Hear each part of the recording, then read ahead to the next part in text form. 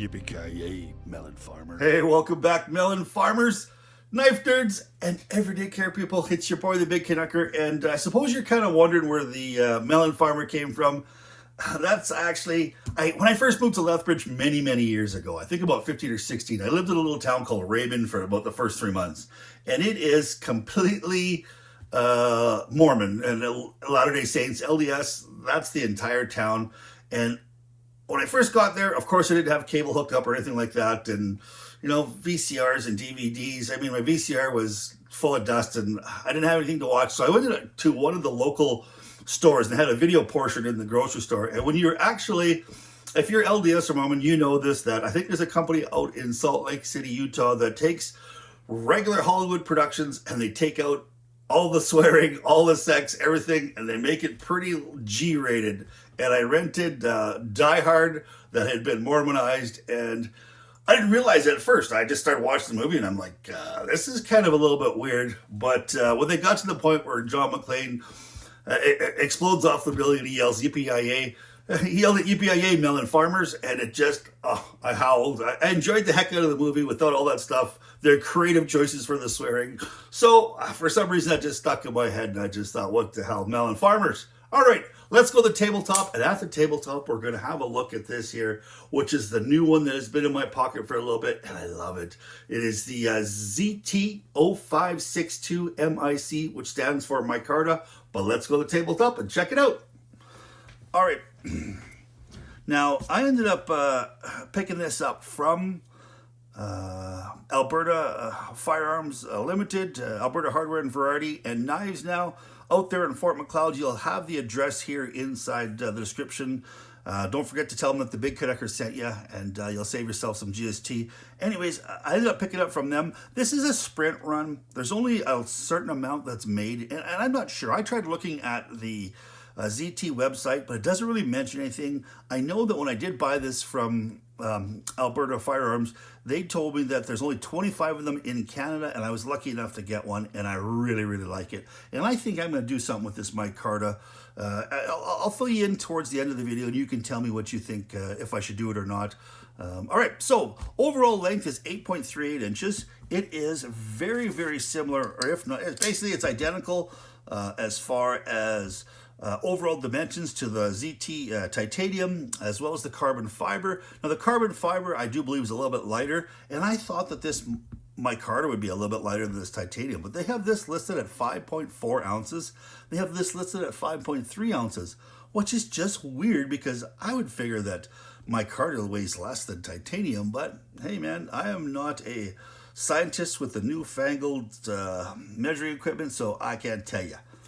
Now, I do want to put this on the table too here as well. This is the Spyderco Shaman, which is a real good, I think, head-to-head comparison between the ZT and the 0562 as well as the Shaman. They're both great work knives. They got great ergonomics.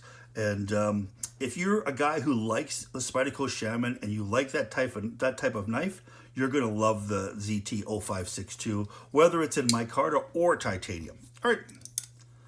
Let's go overall with the overall dimensions on this. It is 8.38 inches long in total length. Now the blade is 3.5 inches, so it is, to me, you guys have been watching this channel, you know that that is the perfect EDC size as far as I'm concerned. Now it is CPM MagnaCut, and this is my first time having a MagnaCut blade.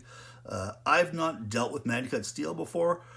The one thing I do know is this thing came wicked sharp from the factory. I stropped it up a little bit, and it did take a little bit extra sharpness. This thing is sticky sharp, and I have broken down some boxes with this, about a half a dozen. I haven't broken down a crazy amount of cardboard with this, but it is holding its edge really well. Now the first one I broke down, it still was extremely sticky sharp. I broke down, I think, 4 of them the one time, and then 2 the other time, and all I did is just take it and I gave it a few strops, and bam, it's like it's never been through anything. It's I don't know if that's indicative of MagnaCut, but so far I'm really liking this steel. So now the blade design is a drop point. It is the Rick Hinder designed slicer cut. Now this is very reminiscent. This is basically ZT's version of the Rick Hinder XM18. A lot of you guys, if you're in the knife world, you know that already. And for some years, the ZT 0562 was more coveted than the Rick Hinderer for a few reasons. You know, there's the landing spot with your flipper on the Hinderer could be pretty sharp, and just things like that. People really, I think, enjoyed the ZT 0562 over the Hinderer for the first little bit. I can't say that now. I really enjoyed my XM18 that I had for a bit, but you know, there was a time. So the handle length is 4.88 inches. Now width-wise here, you can see it's a little right around a ½ inch. Blade here is 0.16 at its thickest.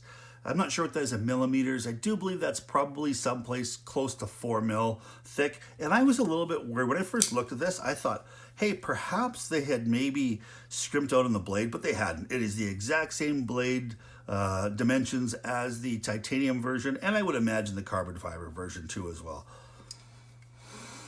All right, we'll close that up.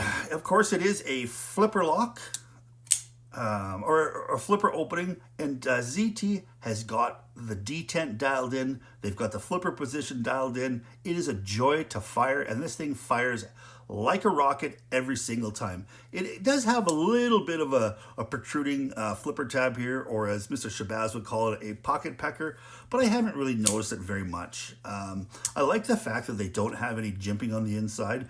For those of us who are real like knife flickers, all we do is just flick our knives. You know, I guess I would be a mother flicker. I enjoy not having that jimping on there because it can kind of wear my little delicate digits. And you know right now that I have got veal-like consistency in my hands because I have been off work for a bit. But hey, man, I appreciate the fact that they don't have any jimping down there.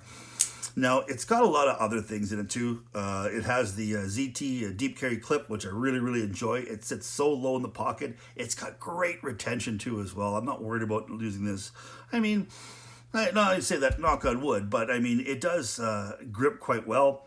You do have, of course, your Hinderer designed over travel stop. This is a total frame lock. And there is one other thing here that I really, really like, is I like the fact that they have... you don't have titanium straight on the hard steel, so there is no kind of lock stick or galling whatsoever. And the other thing that I seem to think that they've done is it just seems like it's different opening this one than it is the titanium. And I don't know. It just seems like this. I don't know if it's this particular knife or if it's the micarta, but it just seems like the opening is so much more effortless than the titanium version. You know, it locks up really, really, you know, kind of, you know, you've got, I think, what about 10% or 15% lockup. So you're going to have lots of years on this, this knife here before you have to worry about it, you know, the lock bar traveling over. I've got no issues with it as far as kind of spine whack and stuff. I didn't beat the hell out of it, but I've had no problems with it whatsoever. There's no side to side. There's no up and down. I really, really enjoy this knife. And this is one of my all-time favorite knives that I've ever owned. I just, you know, as much as I like really smooth things, which I do, I just love the feel of this micarta. And it's one of those materials that, you know, it gets wet, it gets more sticky than slick. And the one thing it's going to do, though, and it has started to already, is you can see that it is collecting a little bit of a patina. So whatever this is, you know, when I first got this was quite a bit lighter. It is starting to darken up, and that's just from the oils from your hands and stuff like that coming down on it. But I am going to do, I think, a little bit of customization to this because I can't stand, I mean, sometimes I can't stand having things alone or leaving them alone. So what I'm going to do here is I do believe I'm going to dye this thing a kind of a scarlet red. I don't know how it's going to... It won't end up super red because there is a little bit of dye in here, but I'm going to dye it scarlet red, and I'm going to attempt to put a black border all the way around it.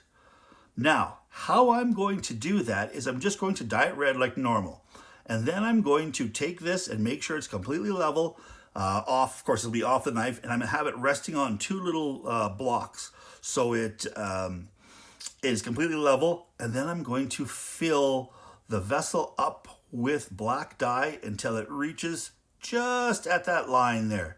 Then I'm going to let it sit for a bit. Then I'm going to suck some of the stuff out with this kind of turkey baster I've got. Then I'm going to pick it up and take it out. And hopefully I can get myself a black border with a red interior. I think that that'll look pretty cool. And you know what? Tell me what you think out there in the description. Do you think I should do it? Do you think I shouldn't? I'm going to try to film it so you can see the exact how I did it. But I will be coming to show you, I think, this ZT custom. Now, hey, I just want to quickly give you guys a quick shout out to a couple of friends. We've got CKG, which is Canadian Knife and Gear. If you're another fellow Canucker, check them out on Facebook. You got to be invited. Not invited. You have to be approved to get in the group. It's a great, awesome knife, guys. Everyday carry gear. And we've also got my buddy Singing Toad here too as well. Don't forget to check out his channel. I will leave a link in the description just to say hello. Tell him the Big Canucker sent you. All right. So that is my ZT0562 micarta, and you know, right now it is, bang, it's a 9 out of 10 because I wish it had a lanyard hole. I've had to kind of take time my lanyard, and it has to be kind of a thin lanyard to go over this back standoff. I've tried leather, but it seemed like the leather always hits the blade. And then it still closes. It cuts that leather a little bit, but I like the sound that this makes when it closes. And if I have a leathered lanyard on there, it doesn't make that sound. It kind of mutes it a little bit. So that's why I've gone with this one. It's a little bit too long in my eyes, but there is a gentleman here on CKG. I think I'm going to Stuart is his name. He ties a whole bunch of custom stuff. So I'm going to try to maybe get him to make me some smaller ones.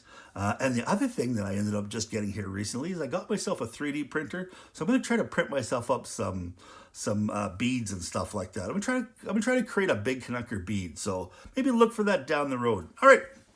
Please stay safe out there. Please keep your stick on the ice, the shiny side up. This is the Big Canucker saying adios.